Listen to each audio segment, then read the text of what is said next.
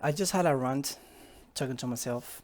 I was just tidying everything up, tidying here my bed, my room, and I stumbled upon a lot of videos. I watch a lot of videos or watch videos mainly, and I'm really a little bit into Pokemon. And when people when people do this kind of content, when they really just show maybe a clip or something like that, is mainly the things I consume because I love watching those. People tend to have this idea that um, they have the authority to tell you what to do, tell you what you should be doing. And I had this experience myself when I had this Overwatch clip um, a couple of months back this year. Um, I was uploading like some shorts or clips or TikToks or reels or whatever you call them.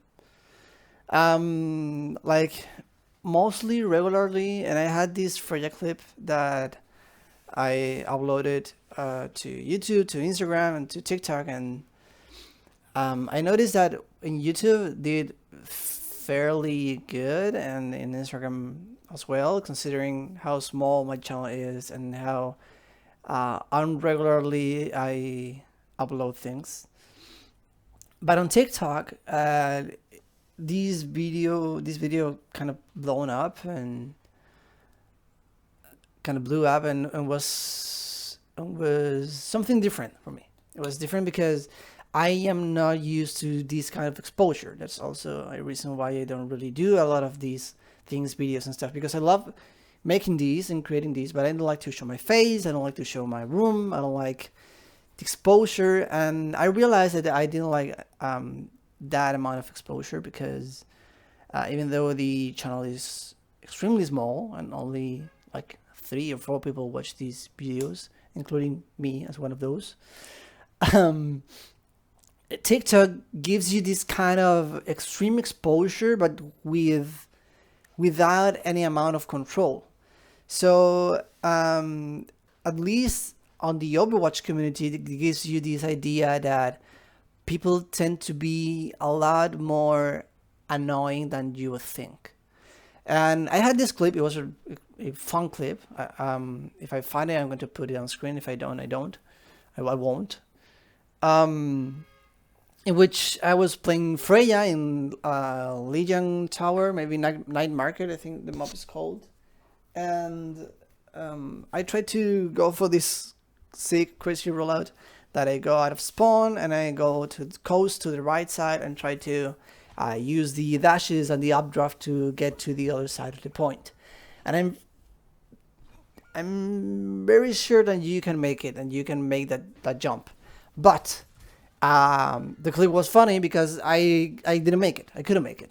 And I failed miserably and I just fell off the map and died. And I thought it was funny. And that's why I uploaded it. And I edited it and everything. I uploaded it to these 3 social medias. And in YouTube and Instagram, it did okay, and it was like, oh, that's fun. Oh, that's me playing Freya, and those kind of comments.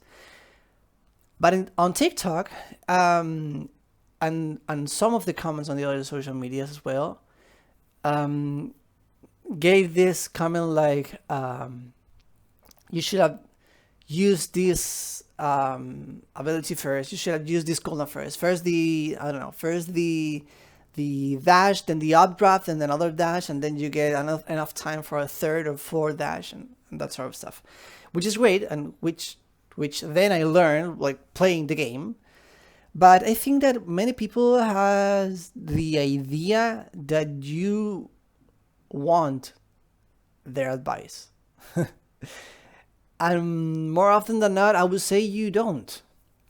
And more often than not, this is just like a funny thing to share, a clip to laugh at, right?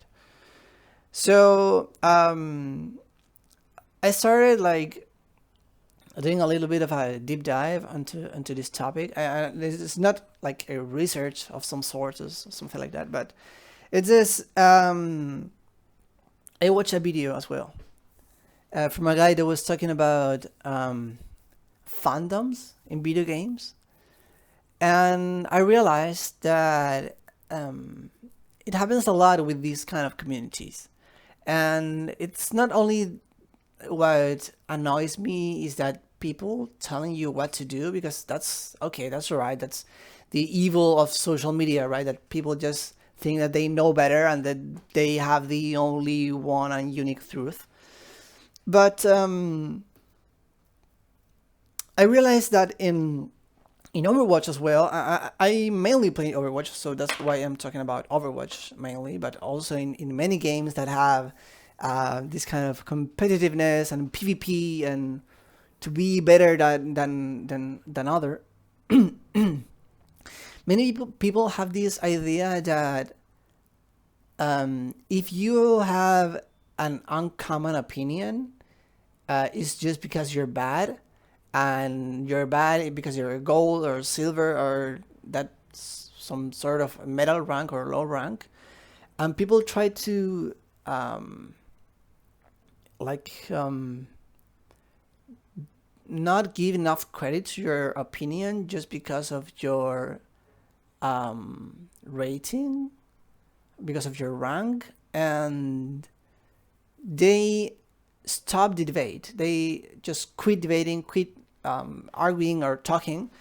Uh, for example, Vendetta was released on season 20 on Overwatch. And now some people are saying buff her, some people are saying nerf her. I just say enjoy her while we have her. Well, she's still meta, I think. And when people say, oh, I hate Vendetta, they need to nerf her, there's always someone that is going to say, you think that Vendetta should be nerfed? That's such a gold take. What does that even mean? That's such a bronze take. Oh my god, you're so bronze. You have lost so many games. You're so bronze. Bronze. What does that even mean? I mean, I know. Okay, it means you're bad at the game because you have this kind of opinion. But why do these people have the drive, the motivation to tell everyone that they are better, even if they are or if they're not? I don't mind. I don't care. But I find so depressing to feel that identified with a rank, with a pixel of another color on your screen. I have always thought this way. That if you identify yourself with something as virtual, as artificial as a rank in a game, what is your real identity? Because I remember that in season 18 or season 19 of Overwatch, Blizzard did this kind of thing that the curve of players in the lower ranks was a little bit too packed, so they had to flatten the curve to to put more players on the masters and above, and to remove some players from diamonds and below. So that's actually how I got to Masters. I was Diamond 1, Diamond 2 always, and then I got to Masters 5 and Masters 4 even, I think, if I remember correctly. And it was great, obviously. I felt great. I have been playing this game for an extremely long time, maybe since 2019 or something like that. And getting to Masters, I wouldn't say that it was a dream or a life goal, but it was great. It was a great feeling. But I am not going out there calling out people for not being masters or for not being diamond. It's a game, and it's a rank in a game. I mean, the only thing that differences us is that I have won more games, maybe, and that's not even 100% accurate. That I might know a thing or two more, or be a little bit more mechanically skilled, or something like that. But at the end of the day, it's just a game and just pixels in your screen. So when people give this comment, first of all, it only wishes to harm, I think, and not only harm the other one, to tell them, oh, that's such a gold take, that's such a silver take, quit the game, you're so bad, and that sort of stuff, but also to validate themselves and to make themselves feel better, but not because of their accomplishments, because of what they have accomplished, in which rank they are, but also like stepping onto another person, like to kind of stomping their opinion only because I'm better than you. It's, imagine if you went to the doctor and you said something like, hello doc, I have this tummy ache, and I think it might be because I ate something that I shouldn't have. And then the doctor tells you, oh, you're so stupid because you have not studied in medicine school. I know what it's called. You're so stupid. You're such a gold. That's such a gold take. You think that your tummy aches because you ate something? That's such a gold take. Such a gold take. That's so stupid. Instead of arguing or giving like constructive advice, or I don't know. So I had this idea that people tend to base their identity on two different things, and more often than not, people base their identity on this kind of my glasses are okay. Base their identity on the ranks on games, on the pixels on their screen, on that kind of stuff, and I really find that depressing, because I love the game, and I love Overwatch, and I love many games. I love a lot of games, and I play a lot of games, and that's all. I enjoy them. I enjoy playing them. I enjoy learning the strategies, the new things that you can learn, and that sort of stuff. It's great.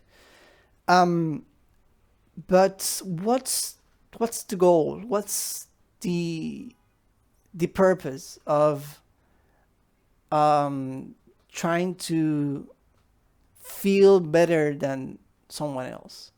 Because if that's what you're trying to do, that's what you're trying to communicate.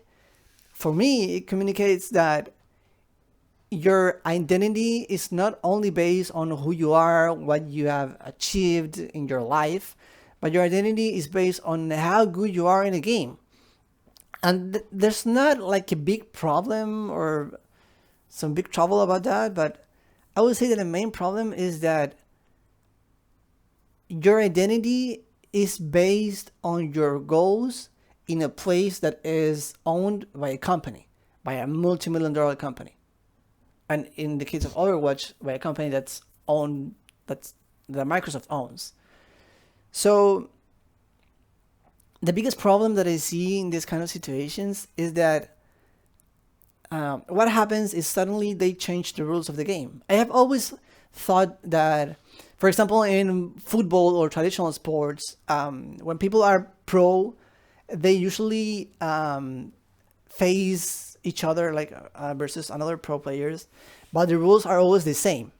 And in this scene of video games, for example, in Overwatch, the meta has to change, right? Because there's new heroes, new maps, new balance changes, balance updates, and patches, and that sort of stuff. So pro players have to cope with um, the rules of the game changing every time. So the core rules and the main rules are usually the same, apart from big changes that are going to come each year, as far as I'm concerned. But they have to adapt. And when you connect or link these achievements with the creation of a multi-million-dollar company, when your identity is bound to these achievements that are in a place or in a world that is virtual, that is artificial, and that is owned by a company, suddenly not only your achievements are also like owned by this company, but your identity also is. So imagine one day Blizzard says, okay, we have too many ranks. There are a lot of ranks that make no sense at all.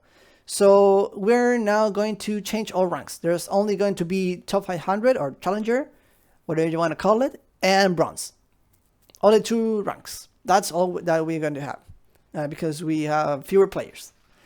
So now all of a sudden you stop being diamond, you stop being masters, you stop being GM or gold or whatever, and now you're just bronze because you're not that good for being a top 500, and now you're just bronze. So if your identity is based on what your rank is in a game, and you're giving these companies the power to affect your own identity. You're giving everyone else other than you the power to decide who you are or how valuable you are, right? So I find this concerning. I'm really passionate about games. I really like about games. And I would say that games are a big part of my life.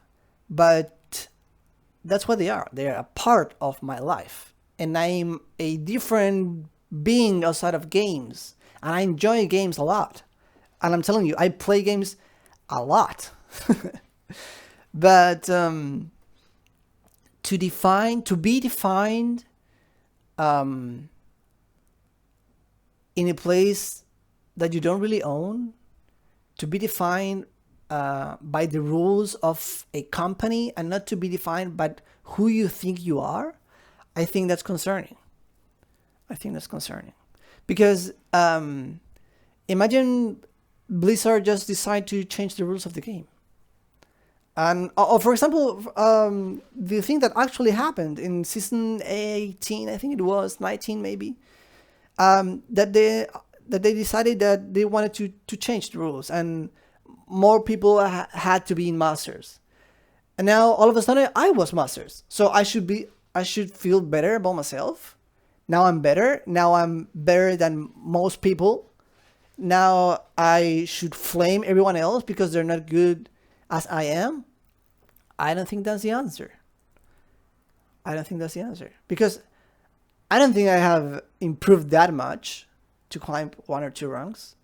But okay, the game thinks so. That's all right. And I was still happy about being masters.